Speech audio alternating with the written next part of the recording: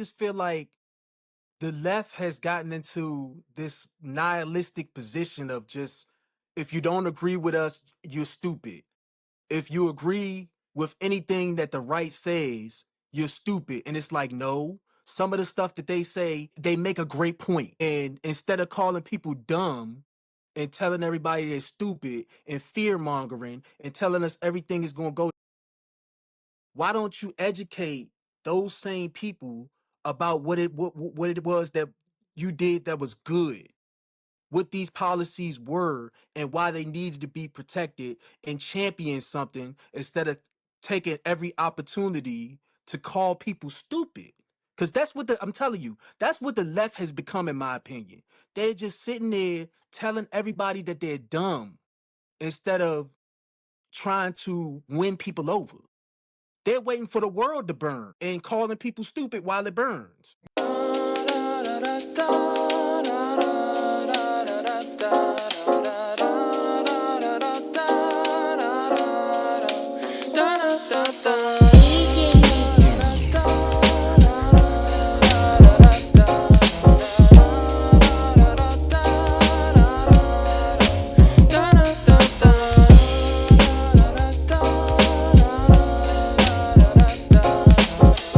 And just to piggyback on what you're saying, I want to go to a larger point with the left. Because I was on TikTok, and they've been having this discussion about like how that mayor and Donald Trump are similar because they're both like really in tune to capitalism. And it's like the left is always gonna lose because they refuse to be practical. They refuse to be practical. And it's like, I get it.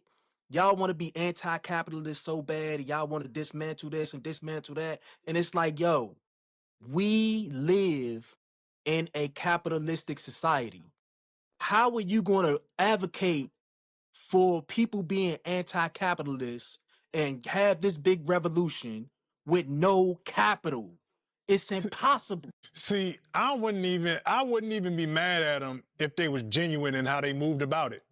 But don't talk about you anti-capitalist and then attach yourself to all of these capitalist endeavors and monetization processes and stop it. Cut it out. Listen, scene. The only real anti-capitalist that I ever known in my life, in our lifetime, was the what are they called? Not the Mormons, but the Amish. The Amish was probably the only No, ones I I don't knew. about that bag. They be I making mean, money, they are man. now, but back in the day, they was like, look, we not doing cable TV. We not doing the radio. We're not doing none of the tomfoolery for a long time. They just getting around to being capitalists in like the recent 10 plus years. But like, you want to be anti-capitalist, but you're using capitalistic TikTok. You're using capitalistic Facebook. You're using capitalistic Instagram. You monetizing. You doing like, y'all are just out here building platforms, talking revolutionary talk That's and it, anti-capitalistic talk. So you probably the biggest capitalist. You might as well man. admit to it. Look, and honestly, a lot of them, if they could be the oppressor, they would. It's really just I want to swap out with the oppressor because a lot of the stuff don't even be making sense. It's like y'all talking about killing imperialism, but y'all walking around calling yourself kings and queens and shit. What are y'all talking about? Come on, man. Come on, man. You want to be sovereign, but you walking around talking about you against imperialism. But at the same token, at the same time, like you said, you're using all of the platforms. Man, look, it's so crazy and wonky that they'll support stuff like AI, but then be crying about issues within the labor supply chain. Now, the reason why that is able to happen, people are like, oh, well, how did he shave all those voters off? What myth is that? Is that black people are running in the race Olympics, in the oppression Olympics.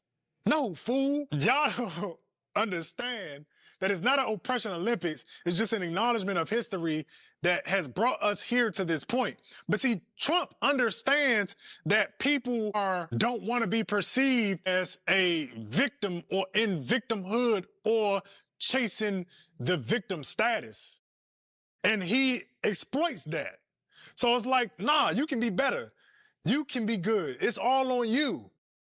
And people buy that, not realizing that Donald Trump, for what it's worth, came from a relatively wealthy family who was able to give him money, pass down access as well as resources. And that is what gave him the ability to do that.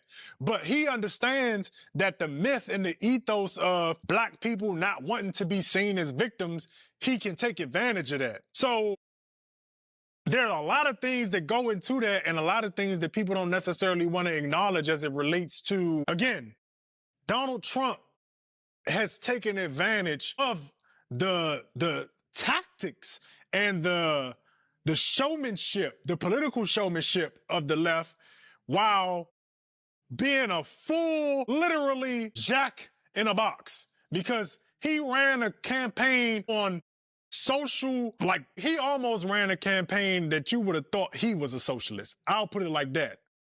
He was for the people. This is absolutely true, Scene. So bought into the ethos of America, into the ethos of meritocracy, into the ethos of I'm not no victim. I can do it all on my own. People still believe it's self-made. Ain't nobody self-made. What are y'all talking about?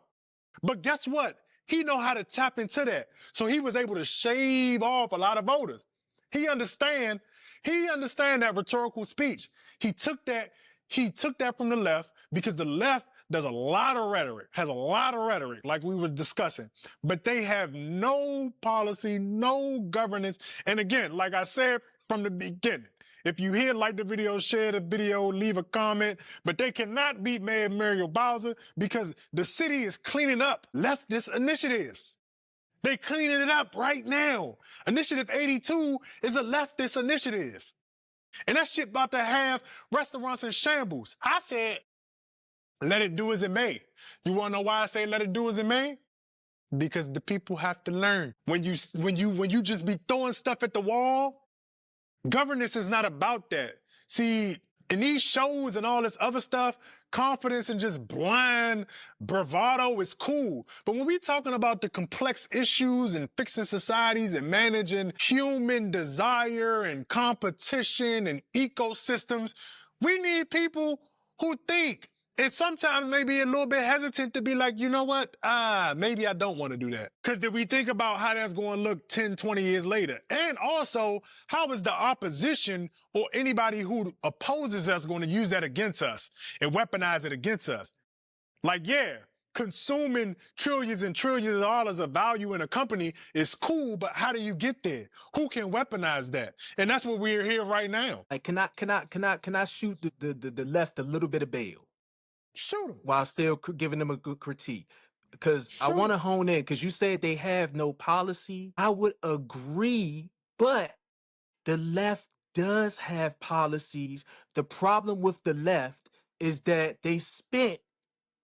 so the problem with the left is that while Trump was doing all of these things, instead of informing people about the history of what democratic policy were during their time, they just spent their full campaign calling everybody stupid. That is the left's issue. The left insists on calling everybody that does not agree with the left stupid. And you can only get but so far when you call American people dumb. Everybody can't be dumb. Like literally, they spent. I'm watching. You've seen this campaign. They've literally told everybody who didn't agree with whatever policies that they put forth was stupid. They're going to take away this. They're going to take away that. And though it ended up being true, you cannot call people dumb for not understanding these things. Why not get out and educate the people about the history of democratic policy? Why not say, we are the party of the minimum wage? That is democratic policy that we put forth and that we championed. Why can't you tell people about the history of workers' rights, the history of because Social they Security, because the they caught history of affirmative action, the because they history of caught Social and playing the Security? game. They caught and playing the game, and that's But why I say those they are don't. the actual policies. Like, Yeah, I got you, if but you that not, they if don't you not, got it. If you can't do shit, if you not going to do nothing to get that joint in there, it's pointless. It's dead in politics. It's useless. I can have the idea, but if I can't do nothing to bring it forth, it's useless.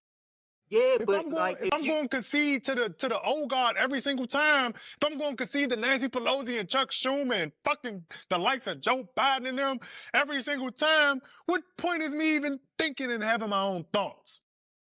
this is true. I just feel like the left has gotten into this nihilistic position of just, if you don't agree with us, you're stupid.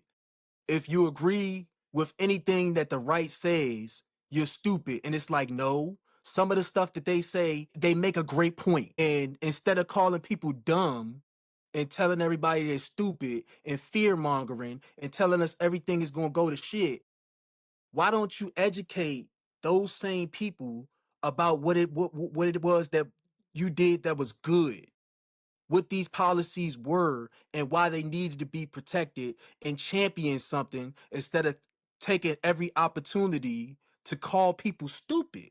Because that's what I'm telling you, that's what the left has become, in my opinion. They're just sitting there telling everybody that they're dumb instead of trying to win people over. They're waiting for the world to burn and calling people stupid while it burns. Well, I don't necessarily disagree with you on that.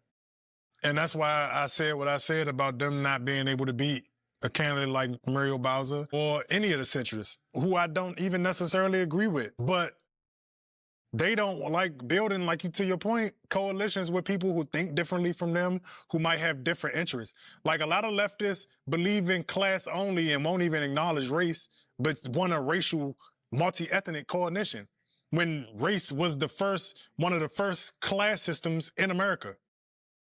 So it's like, they, like you said, they lose a lot of people when it comes to their approach to it. And that's why I feel the way I feel. I don't necessarily disagree with their positions, but I think their political strategy and how they approach politics is very naive in the most part.